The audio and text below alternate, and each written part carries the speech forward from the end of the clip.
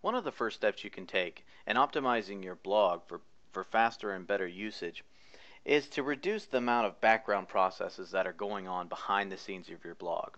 And one of the things that's going on in the background of whenever you're trying to add a post is the how many times the autosave function is going to be used and adding the current snapshot of whatever post you're working on to be saved into the database in case you ever lose changes or something happens where you have to go back to your post. Well, for the most part, most people don't use this very often, and it's a rare feature, but they still want to have the option available. What you can do is you can adjust the time of how frequently it will auto-save. And what you can do is you can add a simple single line of code into your WP config file that's located in the root of your blog. Just open it up in a simple text editor, any simple one will do, and you add one simple line of code. And it's called define, and it's the autosave interval, and then you put a number there, and that number is in seconds. So what you do is, let's say what I've defined it as is I've defined it for every 5 minutes, and what that does is that will reduce the load of how many times it's going to try and autosave my posts. And so that makes things a little bit more efficient whenever I'm trying to post things. In the previous video we talked about the autosave interval, which is basically how many times it's automatically going to save something to keep a copy of your posts as you're writing them in case that you lose the information or need to go back to a previous version of something. Well, after a while what this does is this needlessly bloats your database and slows it down with a bunch of old posts that you're never going to use again. So what I do is I actually disable this feature. What you do is you add one simple line of code to your WP config file just like before, and you simply paste it, and that's WP post revisions false. This will disable the feature of auto-saving your posts as you're writing them. This will keep you from bloating up your database over time. If you do, however, want to keep this feature, but you just don't want to keep it needlessly bloated, but you would like to save a couple of copies, what you can do is you can limit the number of post revisions a single blog post will take. And what you do is you simply paste in the WP post revisions and then the number that you want it to save. So instead of saving an unlimited amount, you can limit the amount that it saves. You can set it to whatever number you feel that is necessary depending on how many times you revise a post. And that way you can still keep the feature but not needlessly bloat your database. Another item that bulks up and slows down your WordPress over time is the addition of the new trash feature for post pages and other such items.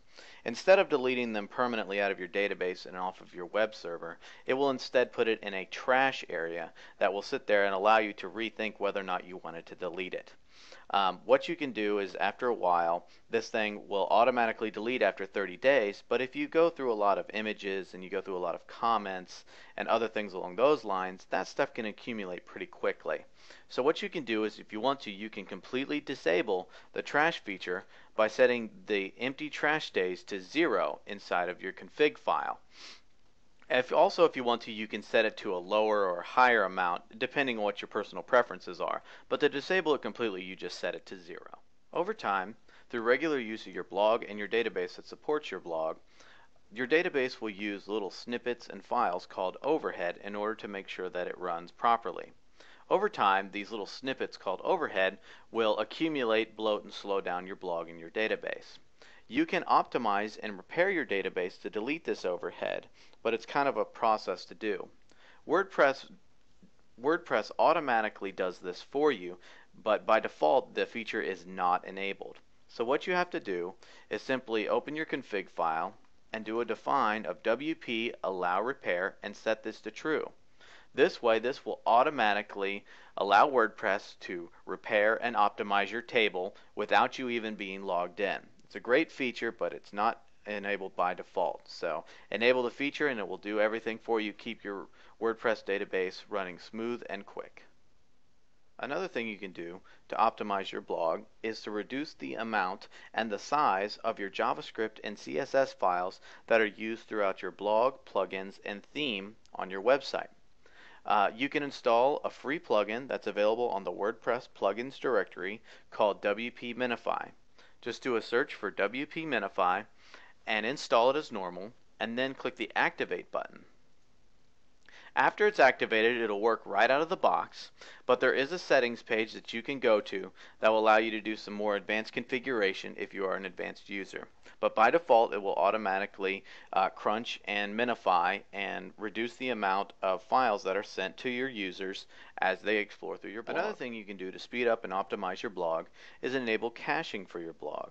What caching is it's a saving of a local copy of a file onto your computer for faster access later if you're a return visitor to a blog. By default, WordPress does not use caching, but you can enable the caching option, and it's an advanced caching option if by going to the WP config file and putting in the line WP cache true.